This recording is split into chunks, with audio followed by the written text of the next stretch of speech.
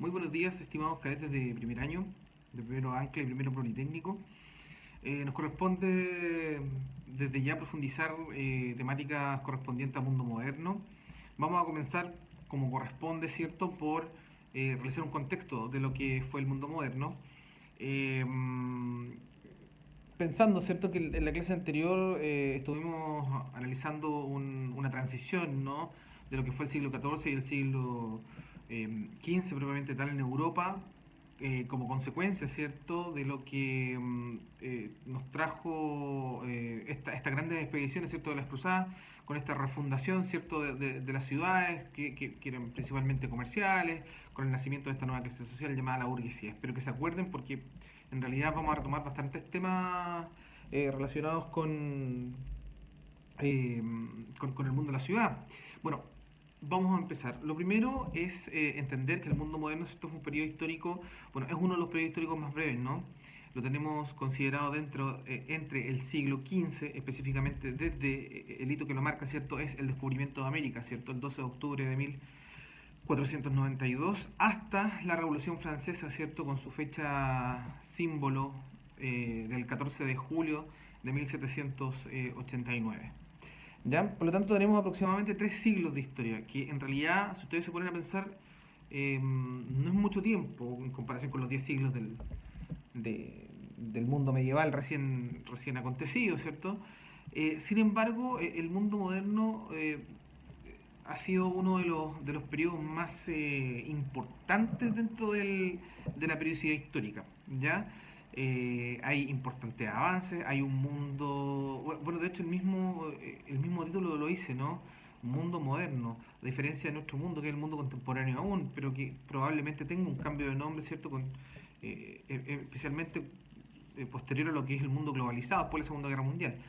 Bueno, este mundo moderno que tiene estos 3 siglos, como les venía contando, y que ya tenemos un periodo histórico, una periodicidad en lo temporal importante, eh, tiene un cambio bastante radical con el mundo medieval, ¿ya?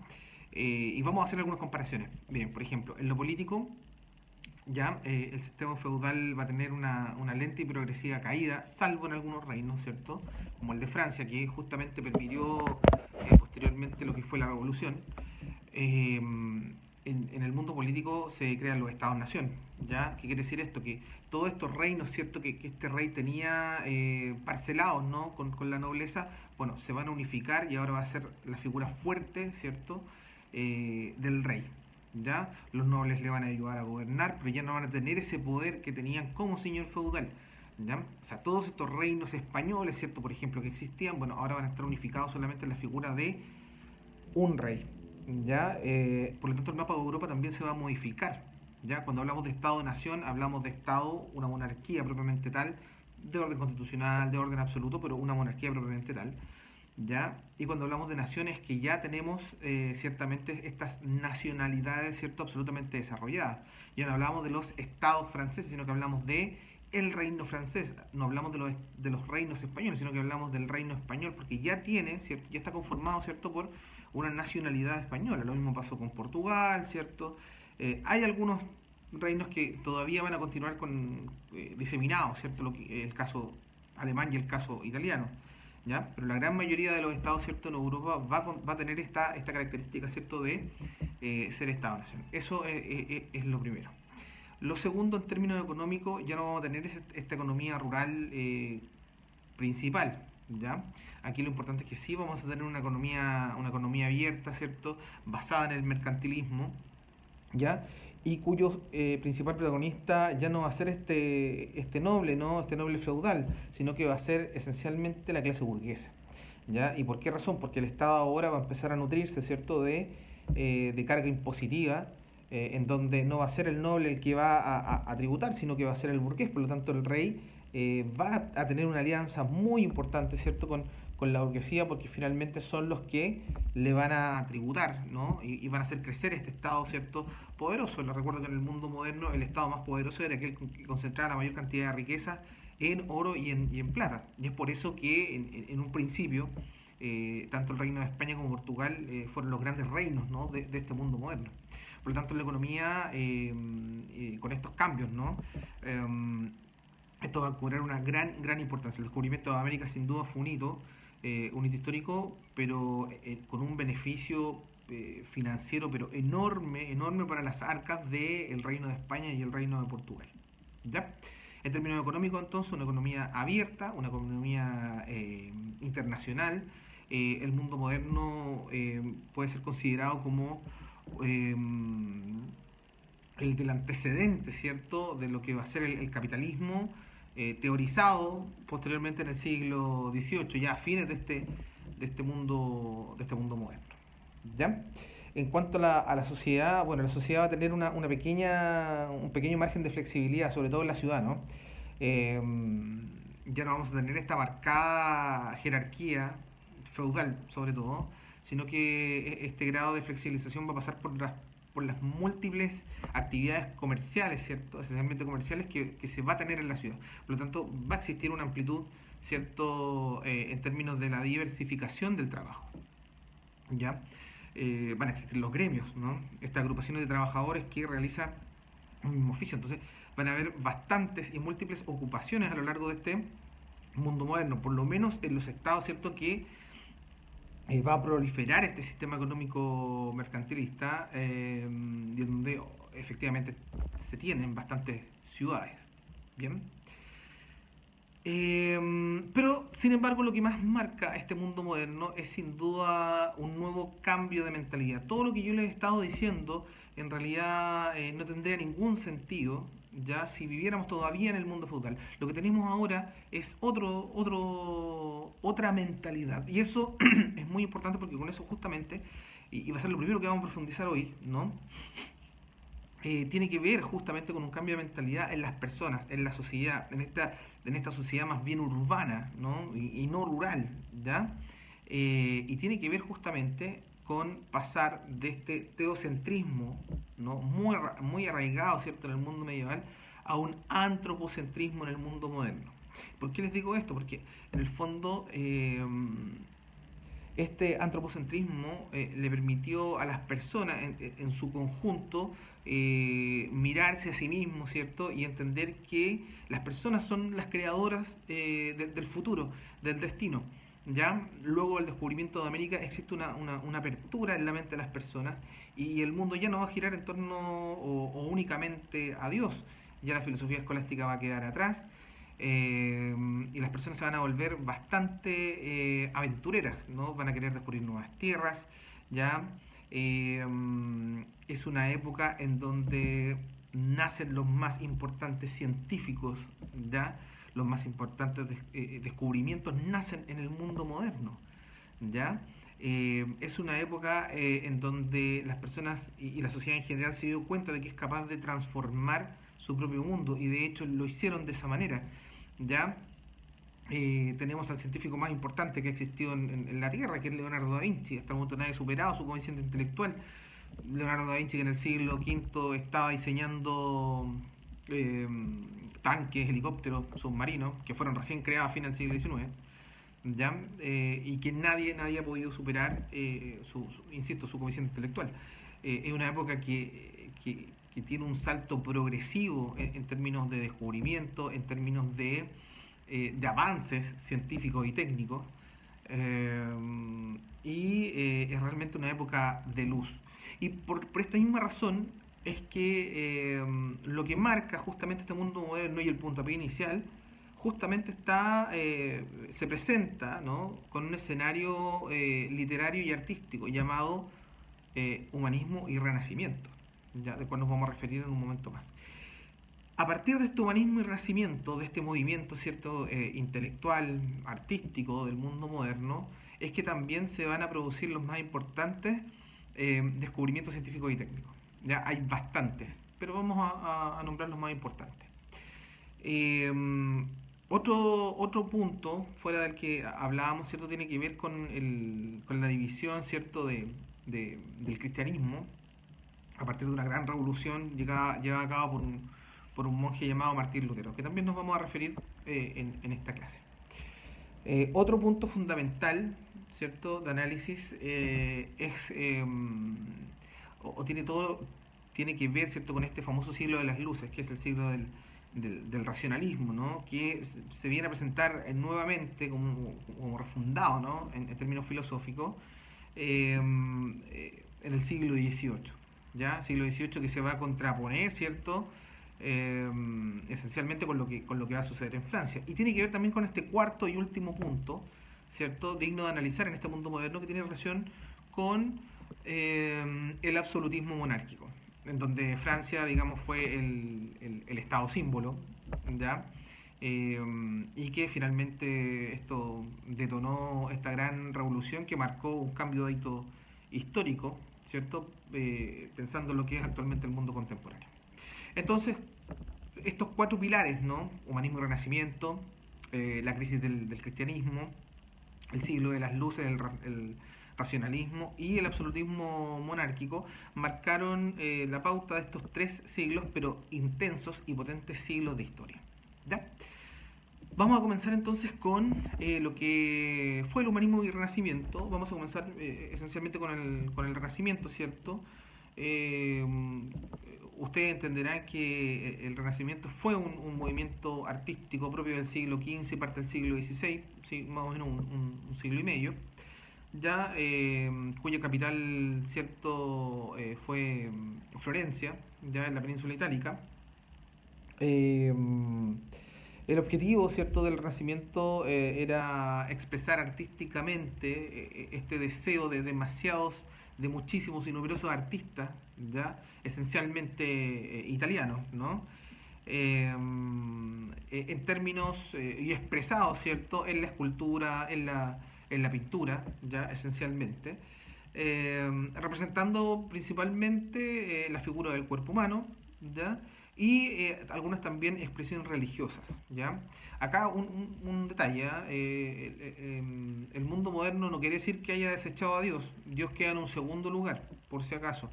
Desaparece el teocentrismo, pero Dios siempre va a estar presente, pero en un segundo lugar. Primero va a estar el hombre por y para el hombre, y luego va a estar Dios. Por lo tanto, hay muchas expresiones artísticas dentro del Renacimiento que poseen justamente representaciones religiosas. Bueno, ustedes los pueden ver, digamos, en las presentaciones, ¿no?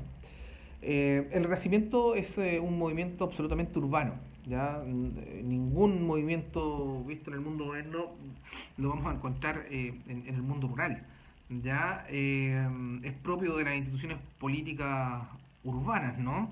Y aquí una figura importante ciertamente va a ser el mecenazgo. ¿Ya? El mecenazgo está representado por el mecena. Mecena es aquella persona, por lo general era un burgués o un político, ¿cierto?, que financiaba, ¿cierto?, a un artista para que éste desarrollara su arte. Como ya teníamos el mercantilismo, entonces era posible, ¿cierto?, que estas actividades lógicamente se desarrollaran, ¿ya? Y esto permitió que muchos artistas se pudieran dar a conocer.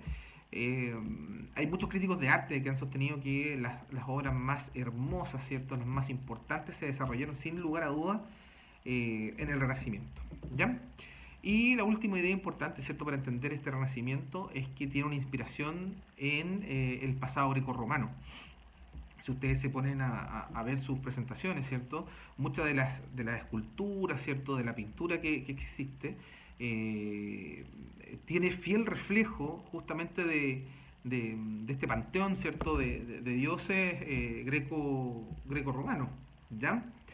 Eh, el Renacimiento, hay que decir que nace a fines del siglo XIV, ¿ya? Y tiene su máxima expresión en el siglo XV y XVI, ¿ya? Y se expande lógicamente por Europa. Y es un fiel representante, ¿cierto?, de este proceso de paso del feudalismo absolutamente al mercantilismo, ¿ya? El Renacimiento va a irrumpir en todas las esferas, ¿cierto?, de este mundo urbano, de este nuevo mundo, ¿cierto?, que se está gestando en Europa y es absolutamente representante, como les decía, de este mundo urbano. La capital, pareciera ser que la capital ya de este nuevo mundo ya no va a ser Roma, ya en torno al Papa, sino que se va a trasladar hacia el norte, ¿no?, hacia el interior, esencialmente a la ciudad de Florencia, ¿ya? Entonces, de esta manera, el hombre en general ya no va a ser una especie de cómplice de Dios ni de espectador de Dios, ¿ya? Sino que va a ser protagonista. Ese es el cambio, ese es el cambio. La sociedad ya no va a estar sentada esperando a ver lo que la iglesia, digamos, le diga, le mande, sino que va a asumir propiamente tal un protagonismo respecto de este descubrimiento del mundo. ¿Ya? La grandeza justamente de las personas va a estar en la libertad que van a tener para poder desarrollarse, ¿ya? En términos intelectuales, en términos culturales. Bien. Respecto de lo artístico, bueno, esta inspiración del mundo clásico, ¿cierto? Esta construcción con columnas, muy propio del mundo griego, ¿no? Va a ser una fiel expresión, ¿cierto? Del mundo renacentista, ya sea en su arquitectura, en las construcciones religiosas y civiles, ¿cierto? Nuevamente tenemos estos grandes arcos, ¿cierto? Estas columnas, estas cúpulas semiesféricas, ¿ya?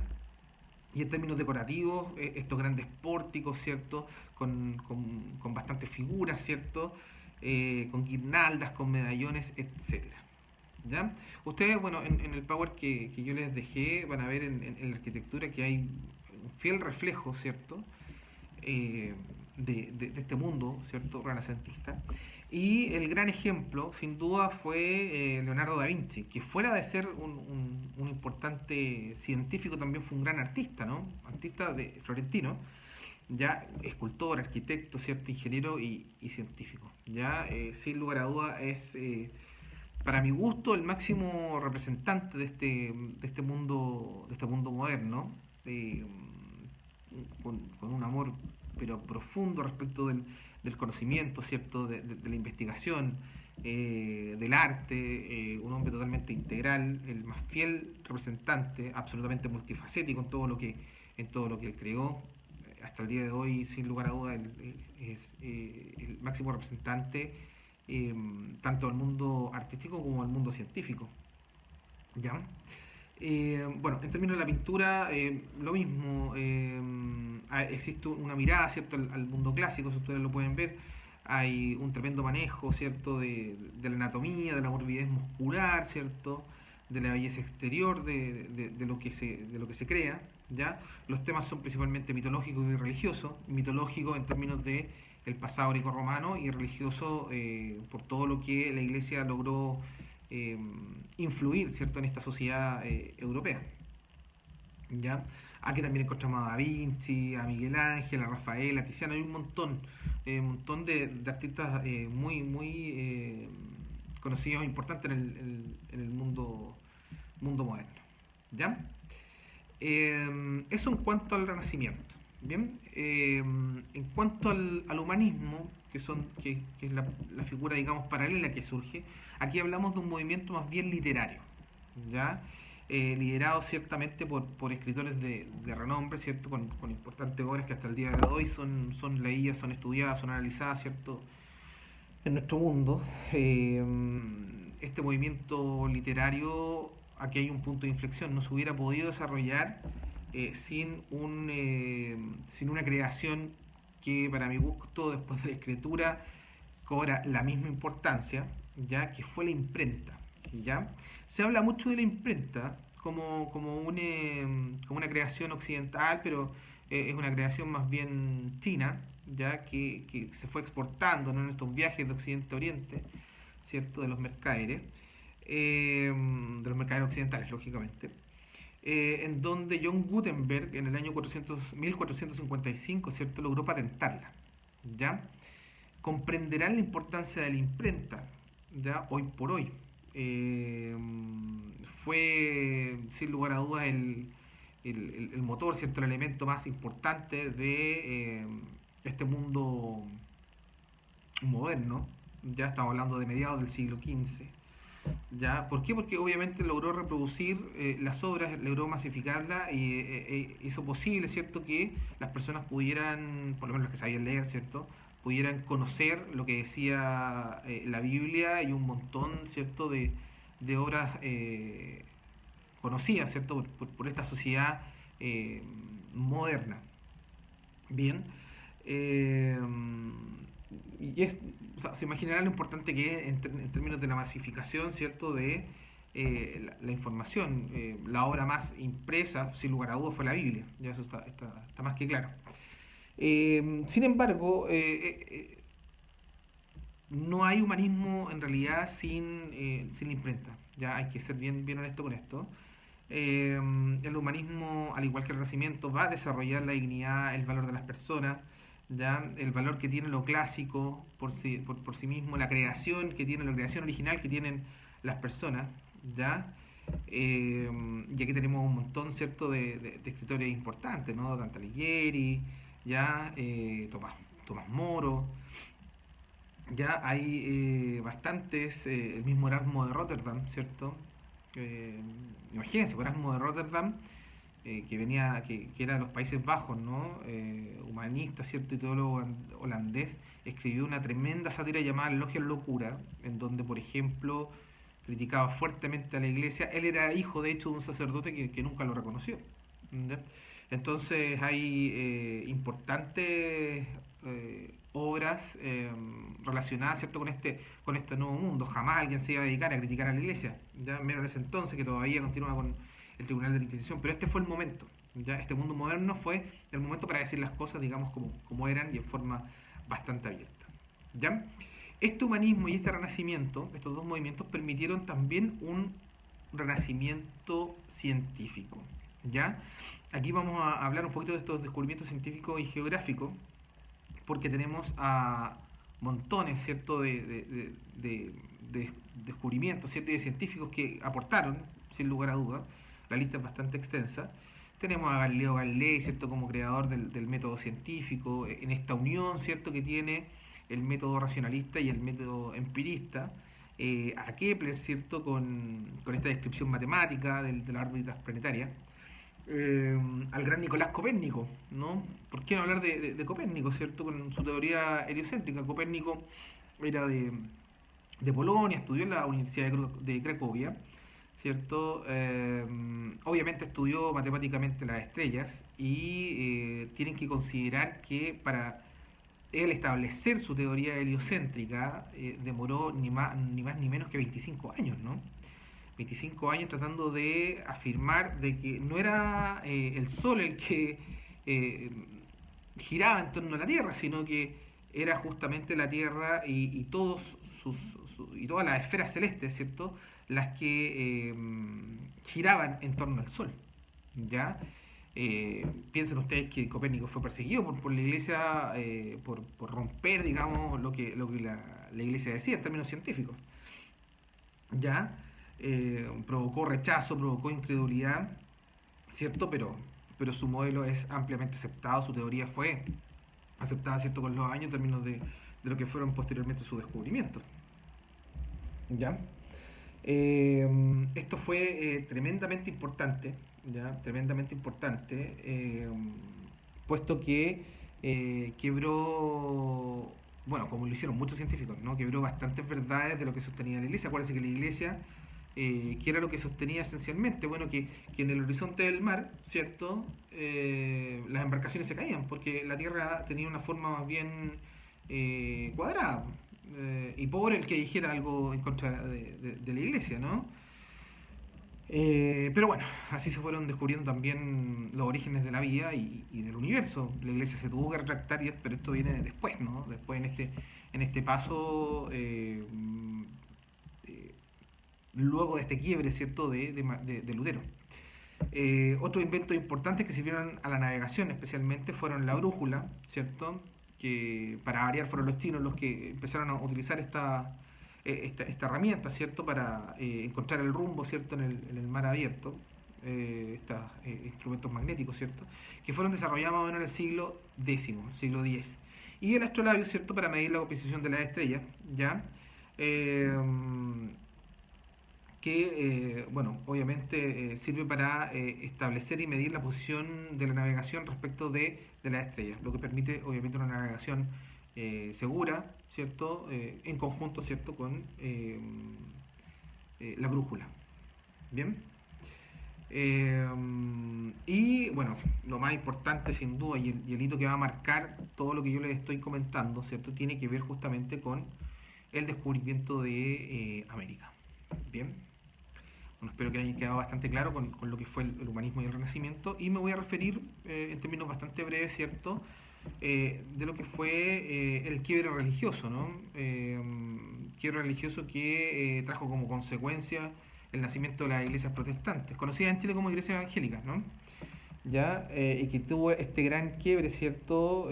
Con este personaje llamado Martín Lutero. Vamos a hablar un poquito de Martín Lutero, yo creo que es lo que corresponde. Bueno, Martín Lutero, como ustedes sabrán, fue un monje agustino, provenía de una familia bastante humilde, campesina, de uno de los reinos alemanes, centrales de Alemania. Eh, Tuvo una formación muy estricta, ¿no? Muy rígida por parte de sus padres. De hecho, el papá quería que estudiara Derecho. Bueno, dicho sea de paso, Lutero estudia Derecho, pero va a tener un episodio bien particular, bien místico, por decirlo de alguna manera. En uno de los viajes que él tiene desde la universidad hasta su hogar, se encuentra con una tormenta terrible, ya, con una tormenta terrible, con una lluvia, con un viento que él pensaba que se iba a morir. Y Lutero, en esta formación muy cristiana, ¿cierto? Que tiene, muy católica que tiene en su hogar, Lutero ofrece su vida a Dios si es que él lo salvaba, digamos, de este temporal. Eh, Efectivamente el temporal pasa, ¿ya? Y Lutero decide entonces dedicarse a la vida religiosa, se retira de la universidad, ¿cierto? No con una familia muy contenta ni muy feliz, ¿cierto? Pero se retira de la universidad e ingresa a la orden agustina. En esta orden agustina, él con una gran fe, lógicamente, se va transformando, van pasando los años, se va ordenando, pero se empieza a dar cuenta, ¿cierto?, de un montón de vicios que tiene la Iglesia Católica. De hecho, avanzados los años, él tiene un viaje hacia Roma y conoce la realidad, ¿cierto?, del Papa, en la cual vivía con mujeres, parecía más bien un rey, más que un líder religioso, ¿cierto?, que no tenía nada que ver con las enseñanzas de Cristo, ¿no? Y en el año 1517, específicamente el 31 de octubre, que se celebra justamente el día que es feriado, ¿cierto? Se celebra el día de la iglesia protestante en nuestro país, va a condenar, ¿cierto? Y va a escribir 95 tesis, en el fondo 95 ideas, denunciando, ¿cierto?, todos estos abusos y malas prácticas que tenía la iglesia. Él las va a pegar libre y abiertamente en la catedral de Wittenberg, ¿cierto? Eh, Porque en realidad él siente que nadie lo quiere escuchar, porque la iglesia católica estaba bastante cómoda, ¿cierto?, con todos estos abusos, ¿cierto?, con todas estas malas prácticas. La indulgencia, por ejemplo, que era la venta del perdón, ya de acuerdo al tenor, digamos, del pecado, lo que usted tenía que pagar para que sus pecados fueran perdonados. Entonces la iglesia, insisto, parecía más bien un reino. Estas indulgencias parecían más bien tributos, ¿no?, que se debían que realizar a la iglesia justamente. ¿Ya?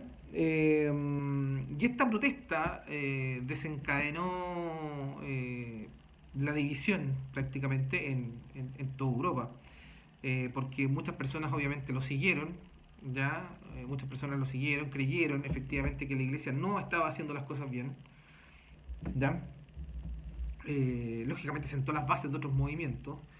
Bajo ninguna circunstancia, y esto quiero ser súper claro, Lutero tuvo la intención de crear otra iglesia. Ya eso que quede bastante claro.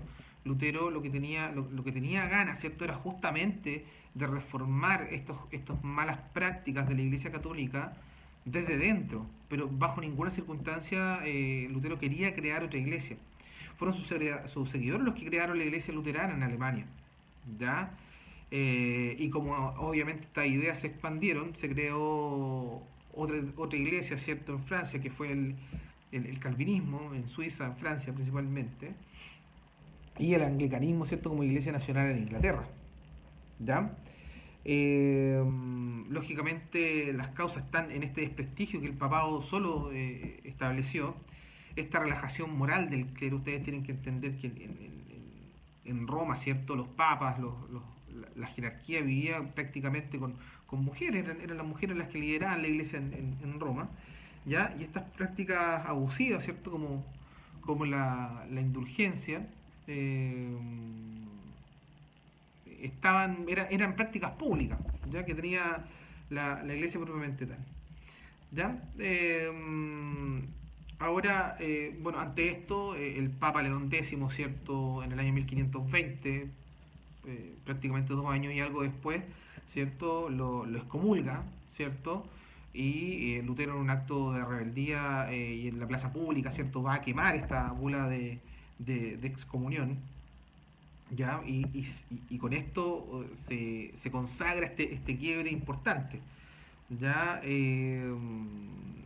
Quiebre que va a romper, ¿cierto? Con esta hegemonía, con esta jerarquía de la Iglesia Católica. Eh, y que además, por ejemplo, en los reinos alemanes va a producir que vayan a existir reinos católicos y reinos protestantes. Ya esto también va a producir luchas a futuro, ¿no? Luchas religiosas. Ya fue posteriormente Lutero, después de todo lo que pasó, él se retira, ¿no? De la vida pública. De hecho, él se va a vivir a las montañas tranquilo, sin que en el fondo nadie lo moleste. Ya fue acogido, ¿cierto?, por el reino de Sajonia. Ya eh, produjo un estallido social muy, muy importante en términos religiosos. Y hasta el día de hoy tenemos iglesias protestantes, tenemos una iglesia católica, pero la iglesia católica tuvo que reaccionar frente a esta reforma religiosa llevada por Lutero, ¿cierto? Pero insisto, llevada por Lutero en términos de la denuncia que hace Lutero, no en términos de proponer otra iglesia, ¿ya? La iglesia católica tuvo que reaccionar, y esta reacción de la iglesia católica fue llamada justamente la contrarreforma, ¿no? Que tiene que ver con principios, ¿no? La validación de las buenas obras, ¿cierto? Con el culto a la Virgen, la primacía del Papa, la jerarquía, la validez de los sacramentos, ¿cierto? Y fueron fuertemente cuestionadas por la Iglesia protestante. En esta reforma tuvieron, ¿cierto?, que eliminarse ciertas prácticas del Tribunal de la Inquisición, prácticamente desaparecer, hasta por ahí nomás, pero desaparecer. Ya se crearon nuevas órdenes religiosas, ¿cierto? Y hay bastantes iniciativas importantes, como lo fue el Concilio de Trento, ¿ya? Que establece principios dogmáticos que ustedes van a poder encontrar, ¿cierto?, en la diapositiva nueva que les envío, ¿cierto? En donde están estas transformaciones que, bueno, tenemos la gran mayoría hasta el día de hoy, ¿no? El tema de la misa, de la Eucaristía, se tuvo que reponer desde del dogma, ¿cierto? Los principios esenciales, eh, la obediencia, ¿cierto?, del obispo al papa, el reclutamiento, perdón, sacerdotal, ¿ya? Etcétera. Hay un montón de elementos que van a tener que cambiar y de hecho cambiaron. De hecho, en el Concilio de Trento fueron invitados los grandes líderes, ¿cierto?, de la iglesia protestante, pero finalmente no asistieron. La idea era no tener este quiebre, ¿no? Y todavía seguir eh, con esta, eh, con esta jerarquía desde el Papa, pero eso fue realmente imposible. La iglesia católica ya había producido bastante daño, ¿cierto?, en el mundo medieval, y no estaba dando el ejemplo realmente cristiano. Y este quiebre, si no lo hacía Lutero, lo hacía otro antes o lo hacía otro después. Pero esto eh, era, era cuestión de tiempo, en el fondo. ¿Ya? Bien, estimados cadetes, que estén muy bien, que tengan buen día. Bueno, nos vemos mañana. Cualquier duda, cualquier consulta la comentamos, sobre todo lo que tiene que ver con el trabajo que están realizando. Eh, Próxima semana hablaremos de eh, el absolutismo monárquico, ¿cierto? Y del siglo de las luces, muy, muy probablemente. Así que tengan un buen día, cuídense. Y nos vemos mañana en clase. Cuídense, nos vemos, que estén bien.